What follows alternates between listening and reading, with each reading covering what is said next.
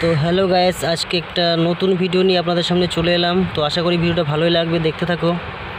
তো দীঘা মোহনা থেকে এই যে পাথরের মধ্যে যে কাঁকড়াগুলো মানুষ দেখতে আসে, তো এটা আলাদা ধরনের একটা কাঁকড়া বা ক্র্যাবস বলতে পারো।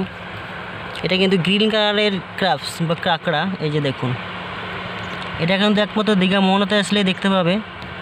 এটা জ্যান্ত আছে, তো ভিতরে ঢুকে আছে গর্তের মধ্যে। তো পুরো দেখো সবুজ কালারের, কিন্তু সাদা হয় এমনি লাল হয়। তো সবুজ কালারের কাঁকড়া অনেকেই দেখেনি হয়তো, তো আপনাদের ভিডিওর মাধ্যমে আপনাদের দেখানোর চেষ্টা করছি।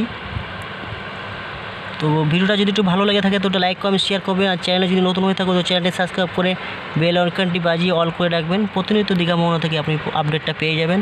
নতুন নতুন ভিডিও নিয়ে আপনাদের সামনে চলে আসবো। এই যে হচ্ছে দীঘার সমুদ্র